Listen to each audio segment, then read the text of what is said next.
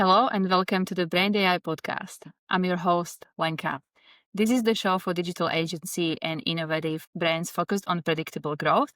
We deliver the AI solutions and systems required to streamline client acquisition and automate service delivery, ensuring you are maximizing your capacity to scale. Today, I'm joined by Chrissy, founder of Creative Little Soul, someone who's built not just a marketing agency, but a genuinely human one. If you follow Chrissy on LinkedIn, you'll know she speaks openly about burnout, boundaries, and what it actually takes to grow a creative business without losing yourself. Her team does everything from email marketing to content, strategy, design, and brand. But what really stands out is how she leads with care, clarity, and a very real understanding of small business owners. Chrissy, welcome. Hey, thanks, Linka. Thank you for having me. Great to have you. Chrissy, I know your agency, Creative Little Soul, was built with a focus on flexibility and integrity. Can you tell us how your personal journey shaped the unique culture and client approach of your agency today? Yeah, of course. So my background is a bit of a weird one. So I grew up in a hospitality restaurant background. So my family are all restaurateurs, chefs, and I grew up on a farm. I didn't want to work on the farm. I hated it as a kid. So for me, I moved to Adelaide, which was the major city 3 hours away from my hometown. I had a great experience to be able to study journalism, public relations, and marketing. And at the time, I was able to apply those skills to working for the biggest nightclub in the Southern Hemisphere at that time. And we're talking like email marketing systems. We were still sending out media releases by fax, really old school type of stuff. We had a membership loyalty kind of program where people could come into the venue and swipe their card. At the time, we were still sending out letters and cards to people for their birthday and seeing how many return to sender addresses we got, how much we were spending on printing and then stamps. Like the cost was just really quite phenomenal. And we were able to, with this point of sale kind of membership reward program, actually track the customer data when they were coming into the venue. So, email was kind of just starting to be a thing. Blackberries were, issued and we had emails in our pocket. And I just said to the guys who built the platform and this system who were from Vegas, and they were using that in Vegas nightclubs to really showcase and utilize that information. And I just said to the guys, look, we're spending a real lot of money on this old, outdated system. Is there not a way we can set up email marketing, which is now what we know to be email segmentation, automation, streamlining those systems and that whole set and forget system. So I was probably about 20 years ahead of the curve and was able to work with this team. And then from there, I was just always an early adopter of tech. So whenever a platform came out, message boards, forums, everything like that, I was just super quick to adopt. I was 14 and a half years ago diagnosed with multiple sclerosis. So for me, that meant losing the vision permanently in one of my eyes. I have permanent disability on one of my sides of the body. And stress is really one of the biggest public enemies for MS. So at the time, I was working a very high pressure job where my employers weren't really quite understanding of what my new normal needed to be. So with 2 weeks annual leave only, I quit my job. I started to freelance. There were a lot of people that had always asked me to do things for them. And then from there, it just evolved. I brought on some freelancers to help me, some contractors. And yeah, here I am 14 and a half years later with 10 staff and yeah, helping lots of small businesses out there. What an incredible and inspiring journey. Thank you. As you already mentioned, you're kind of a huge advocate for email marketing, and you've been there, one of the first ones, as you said. What is the single most important thing you do to help your clients these days to Yeah. understand that, the true value of the email list, and how Yep. do you commit them to be consistent? I think that's the big one as well. Yeah, absolutely. So when I meet a lot of people, they're not really sure about email marketing. Like for them personally, like one of the things I'm always met with is like from a business owner, I hate getting emails. They annoy me. I don't want to be annoying other people. But they don't understand that the ROI on email marketing is so high. And one of the other things I always have to remind people is you might have a great following on Facebook, Instagram, LinkedIn, but if the system or platform was to go down tomorrow, and we've seen it happen where there've been outages in the system and people freak out and they don't have a way to connect with their clients or their customer base. So one of the very first things I always say to people is we really need to look at a way to convert those people on your social followings into email list, because then you own those contacts and you have a direct line to them. A lot of people think they don't have a database, whereas they absolutely do. If they've ever had a ticketed event, if they have website inquiry forms on their website, if they have an e-com shop and store, there's all this data just sitting there. And these are people that want to hear from the business. You know, they're a warm lead. They know who you are already. They've likely purchased from you. And it's about just having that narrative and actually learning to love those people who want to be part of your community. So very often we look at all of the data points, you know, streamlining all of that data, bringing it into a CRM, and then looking at some automations that we can put together. So, you know, a welcome sequence and an abandoned cart, you know, a post-purchase, you know, ask for review. And then just one of the big pieces of advice I give to people is that don't think of it as you're writing an email to like 100 people or 1 million people or whatever. Just think that you're writing to one person.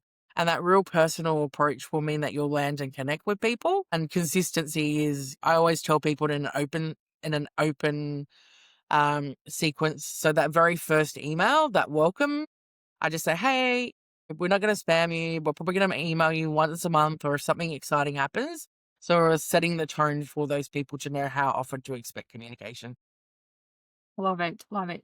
Do you think that email kind of marketing has a bit of bad reputation, mostly because, some companies not really maybe implementing the best practices and it's just, yeah, I think it's somehow when people talk about email marketing, a lot of them are very skeptical. Yeah. So you've got two sides of the coin. You've got people that love it and absolutely see the benefit. I have a client and they are a primary producer, a fruit growing company. And so they sell a lot of like dried fruits and choc dip stuff. And so we've actually made it that because right now at the moment they can't pack and sell any orders because they're actually cutting and drying the fruit. Like it's a really demanding time. So their online store is closed right now. But when in January and February, the only way people know the store is going to be open is if they're on that email list. So we cross pollinate from socials like, hey, there's a drop going to happen at 8 o'clock on Monday night. You really need to be on the list. So we're converting those people into that email list.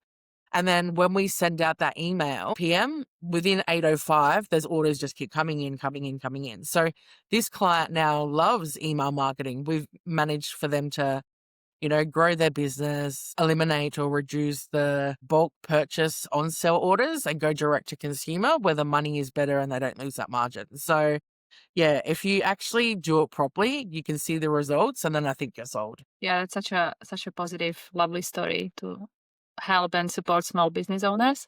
Yes. You focus a lot also on helping your team and clients reclaim time. Where Mhm. have you used automation inside your agency that has made the biggest difference in freeing up your team's time for more strategic thinking? Yeah, so we use Trello as our systems board and base to manage all of our project work and pop in communication. So obviously there's a lot of reminders there for clients to come back to us on approvals and then for us to put things out. Popping everything in one spot just streamlines the system. We live in there as opposed to in our inboxes. Yeah, it's great. The client can comment on everything. It's all in one spot. So I actually use it for my personal life as well. So I have boards for like my house, my cleaning, my side projects. So everything is just all in one spot. And then obviously we have our own CRM for email marketing, SMS, and client management. And again, just popping in everything in there, getting those reminders, and then using customer point of sale data to then immediately go into different tags and different categories, which we have nurture sequences set up for as well. Thank you. Awesome. I'm also interested about hearing your story, how you were scaling the agency. You basically, as you said, you started as a freelancer, like one kind of person running the show. Now I believe your team is of 10. Yep. How, what was the most surprising and challenging part of like your growth journey? So I think the very beginning, there's a lot of self-doubt. So I went from making really great money, consistent paycheck, annual leave, holiday leave, and all of that goes when you go to work for yourself. So there was an in that beginning phase of actually having to put FaceTime in with providers and restaurants and, finding my niche, I suppose. I had to do some stuff at a discounted rate at the beginning to build up my portfolio, to get my client reviews. I doubted myself a lot. I cried a lot. I thought I was going to be poor forever. And, I really had to kind of, there would be nights where I'd have cereal for breakfast, lunch, and dinner because I just had to put everything back into the business. I look at some of the work that I did when I was beginning and I was doing some of the design work, and man, it's bad. Like, I look at it now and I'm like, why did I think I could do this? But at the time, it was all I had. And then as I brought on more clients, I identified that I needed to get a graphic designer as part of my team, some admin, some social media. So yeah, over the years, it's evolved and then grown. I took a business loan. So I was then able to go interstate, bring more staff on, bring more training on. So that was really, essential to be in that growth stage to then take it to that next level. It takes a courage to go out there on your own and start doing it. So well done. Well done Thank to you. you. Yeah, I guess my next question would be more about what do you think future holds? Where will we be in, let's say, I don't know, 5 years or something, with God. all this AI and automations creeping in? Yeah. I think when I talk AI to people, there are people that are really keen to embrace and look at ways they can better streamline their business practices, analyze data, which they can make better decisions and data driven decisions. There are some people that are just freaking out, thinking that robots are going to take over the world and they're going to do without their jobs and stuff like that. I think from my perspective, we look at AI as a way to help enhance what we're doing already. I know for us, we do a lot of reporting for clients on campaigns and whatever. And we use AI to just kind of take that data and make it more palatable and easier for people. Like the regular customer doesn't have time or the know-how to go through all of the data sets. So whilst we are very transparent with the information that we provide, I'll run it through ChatGPT and I'll say, hey, make this really easy to read, like somebody that knows nothing about data. And then when I send it through to my clients, they're like, oh, cool, this makes heaps of sense. I understand. They still have the full set of, nerd data that we love and that we look at, but it's just summarizing it and making, pros and cons. What are the next steps? How can they interpret that data easier? And that's been really well received from our clients. And it also helps the girls as well in my team. Obviously, you have to check everything, make sure everything is still accurate because it's not 100% foolproof, right? But it does help free up time. I have a question. If someone in our audience wants to reach out to you about the Creative Little Soul, eh, what would be the best way to do it, to get in touch? Yeah, so you can send an inquiry via our website, which is creativelittlesoul.com.au. I'm very active on all of the social media platforms. Obviously, it's my business. So, I'm on LinkedIn, I'm on Threads, all the things. So yeah, if you're interested in conversation, I offer a free consultation introductory call. So people can book those at any time on my website. If you have a question about, email marketing or best practice to socials, or you just kind of need somebody to bounce an idea off of, I offer that for free and it's a great way to connect with people. And then, yeah, we offer lots of different packages and pricing. So, but yeah, we are an agency that really loves to help and nurture small business, particularly those people that don't have the time, the know-how, or just need a bit of support. You heard this. You can find all those links and resources in the description below. Thank you, Chrissy, for your time today. Thank you. To all our listeners, thank you for tuning in and remember to subscribe and review. We'll be back soon with another interesting topic.